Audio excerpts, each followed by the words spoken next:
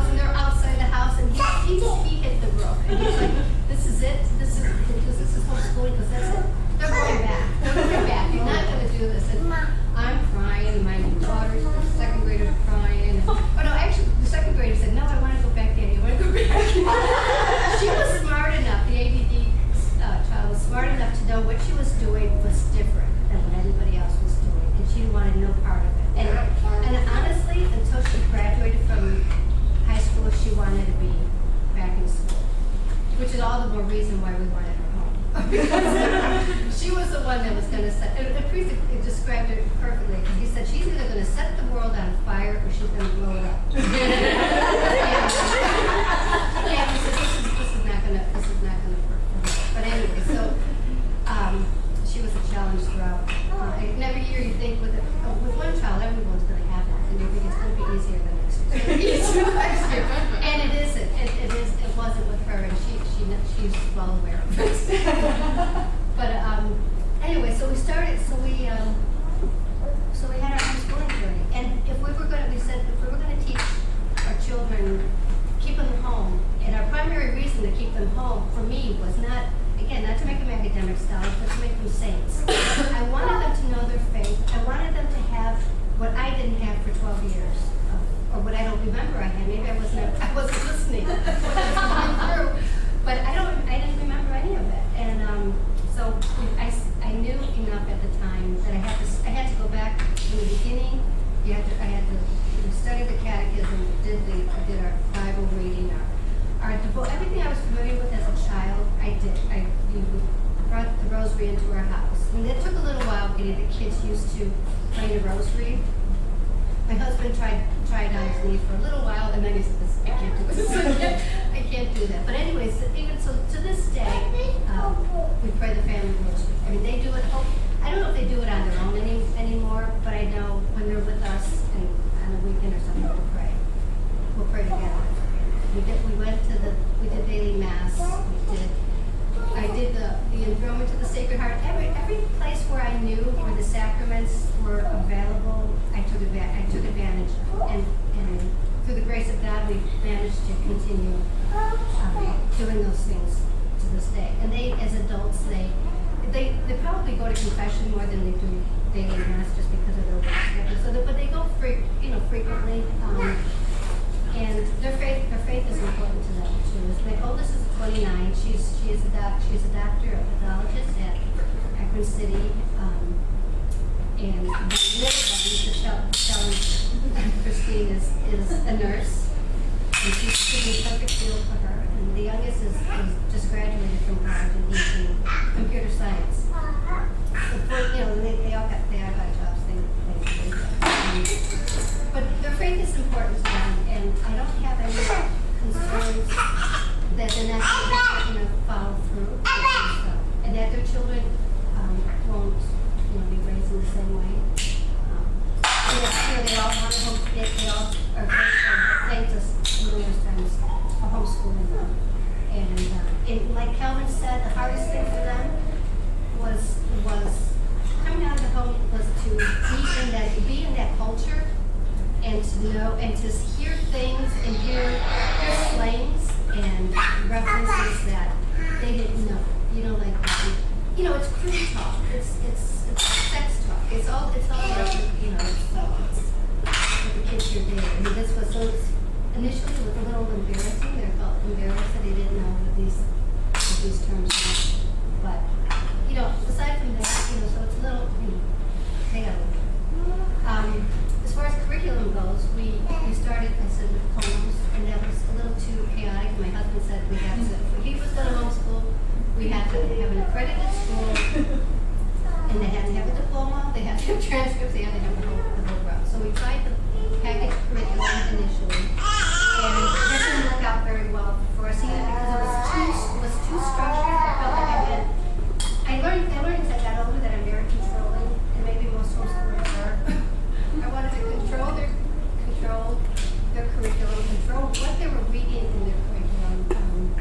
And with some of the prepackaged ones, at the time, and I think they've all evolved a little bit, but at the time, you had no flexibility. These were the books that you were reading, and you couldn't change. And so when my high school was in 10th grade, she was assigned Uncle Tom's Cat. Now she had an extremely sensitive soul, and it affected her terribly. She couldn't finish the book, and the school would not let us change this book because that's the one they were familiar with. And I said, this is nuts. This is good. So she stopped reading the book. We wound up eliminating. We never graduated from that curriculum. We stopped, and we found Mother of Divine Grace. They're structured enough that, but also flexible. So I knew what I was doing day to day, and it is definitely a hand. Parents have control. And parents really need to be in control. I mean, it's not the kids don't have the curriculum on their own and take off. But that's what I wanted, because I wanted to know what they were reading. I wanted to know what they were doing. It was easier because I only had 3 kids to do it. Some things we outsourced, was upper level math and science, they post-secondary. But yeah, so aside from that, then so we started with Mother Divine Grace, which we took back in maybe in 2000. They asked me to be a consultant for the school in 2002, and I've been doing that ever since. So there's catalogs out there for all the curriculums I know. So if there's any, I can't do other than it being a classical curriculum, and it teaches it allows that 2-year flexibility. That children have anywhere between 2 years. You're assigned a consultant 3 times a year, so you have one woman, they're all women right at this point. Coffee with you 3 times a year. You can call her at any time. She kind of helps you come up with a curriculum, design your own, what works for your family, for your child.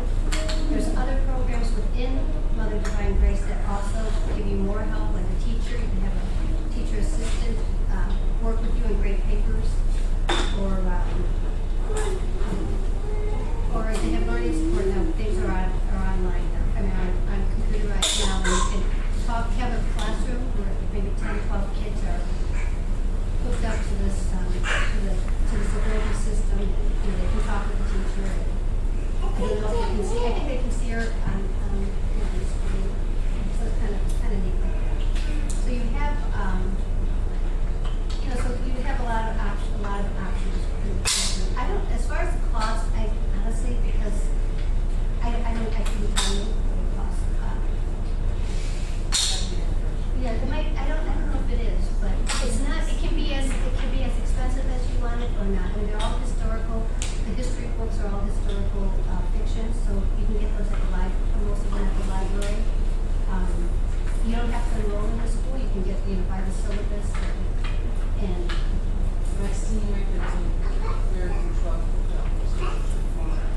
Okay. Yeah. So it's kind of there is the correct.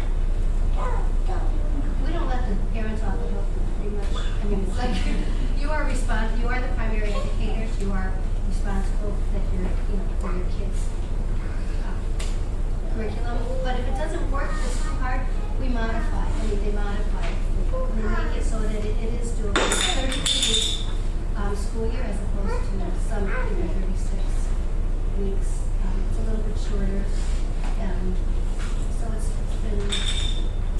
I don't know if anybody has any specific questions. So Mother of Divine Grace has a program like Seton that, where you can get a diploma from Mother of Divine Yes, Grace? you can. It's Okay. very credit. The catalog, I got all. Yeah. Thank you. It's fully accredited. Okay. Are there any questions for anyone? And also, I guess I would also open this up to Pete as a homeschool dad. Was there anything that you wanted to say, Pete? Not really. I think you guys covered it pretty well. As a man, again, like I think all of you women said, when my wife said she wanted to do it, it was like, why would you want to do that? And it really has made me step up, and in so doing, my wife was going to make me do a little speech because she didn't know if she had enough people talking and stuff like that. And the end of the speech was,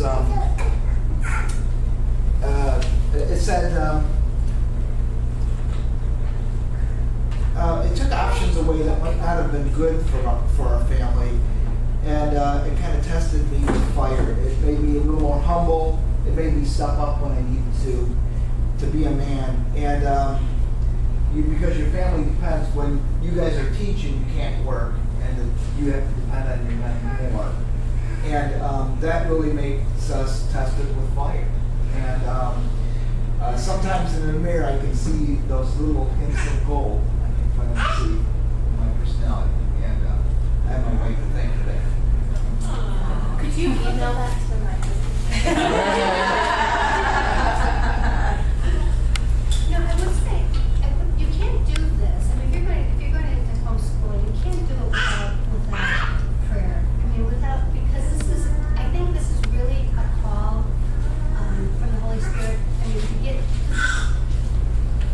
there's one priest recent, who I see kind of often, and he said, encourage these families to homeschool if they can. I mean, prayerfully consider, if you're not quite there yet, because we're the hope for the future. And it's clear what we're seeing in our society today, that it's like, if not for them, then who? I mean, it's like, who are, and I can't say that, because you see fruits throughout, with the kids in the school as well. But if you really want to live your faith and know it, it's in the home. Because where else are you going to know? our arrows? Well, and I have to agree with Barb too about learning your faith, because teaching our children a Catholic curriculum, I have learned more than I ever learned when I was going through, because when I was growing up, once you were confirmed, you joined the youth group at church. You didn't continue with classes, and so I was pleasantly surprised by some of the things that I learned about our faith, and I, like you said, we teach our kids to get them to heaven, or to give them the tools to get themselves to heaven, and what a tremendous gift to learn along with your children, and to humble yourself in front of your kids and to be able to say, I didn't know that, or if they ask you something, to be able to admit to them, I don't know, let's look it up together. Why do we do the things we do? Why does the church teach this? And if you're not sure, to look it up with your kids and to learn that together. I've already learned more just from the RG. I know, like, oh, I didn't know that. I will say that, I would invite anybody who's interested to join us on ARCH. We have a great group of women. Some of us have been together 20 years. And there is a little place on the back if you want to join us to fill this out and send it to us, or you can also go online, the Yahoo group is there. And I would say the Yahoo group is becoming, really, as more people post stuff, it's becoming kind of a little library, of information and things. Yeah, I try to keep stuff for, I need that when they're older, as a reminder, and then I'm like, I'm already overwhelmed. And I have to early started, but yes, we take advantage of a lot of the information on there. There's a lot on the internet. I don't know how often you frequent it, or YouTube. I know Laura Berkowitz talks are on YouTube. If you want to hear some of her talk, I couldn't do justice to the program. So that's why I refer you to the booklet or any of Laura Berkowitz talks, because she just, regardless of what curriculum you choose, because she just has a wealth of wisdom. Oh yeah, we should, that book. Design here. Yeah, this is Laura Berkman's book, and she is the founder of Loving by Grace. So she has all kinds of lesson plans and stuff in here, books. That's really all you need. To really get, if you're really that creative and want to do your, Yeah, she you also can just build from that yourself. Kyle's poetry that we've actually used. Information of Santa being my favorite. Any other questions? One of the things I'm coming up against is explaining, and I need to explain myself, I guess, but to family members, to friends, the importance of homeschooling. My mother-in-law, well, what grade are they getting? Homeschool. They don't get great.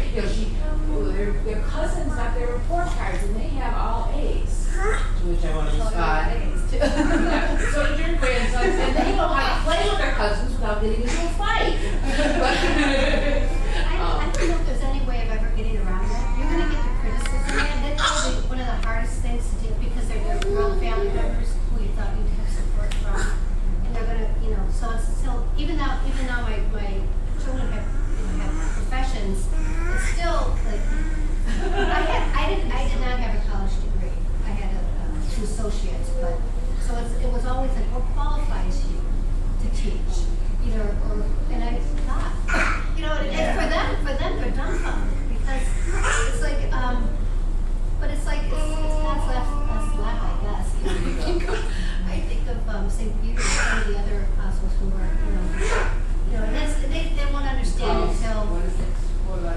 calls them, he doesn't call the qualified, he qualifies the calls. Right. And you know, I explain to people too, I just say it's a different method of education. We talk a lot, I know when kids are listening because I talk with them every day. I don't need the grades because I've spent all day with them.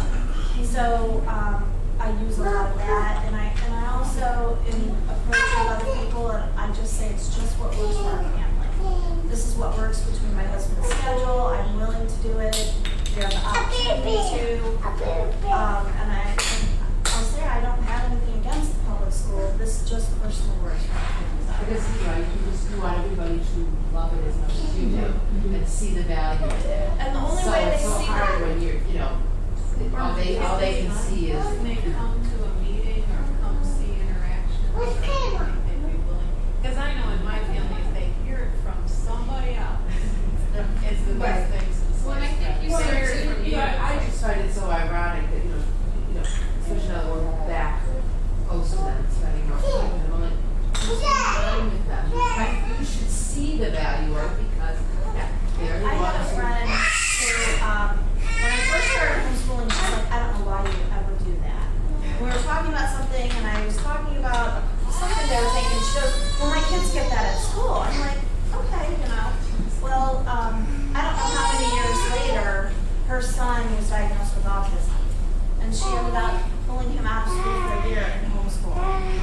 And so it was just having to wade through, and then there were other people who would say to me at church, well, that's just not for everyone. I'm like, okay, yeah, you're right. And a few years later, I completely get why people homeschool now, because their kids are in the public schools. So sometimes it's just a part of that, waiting it out, going against the grain. Our DRE, Director of Religious Education, thinks homeschooling is absolutely nuts.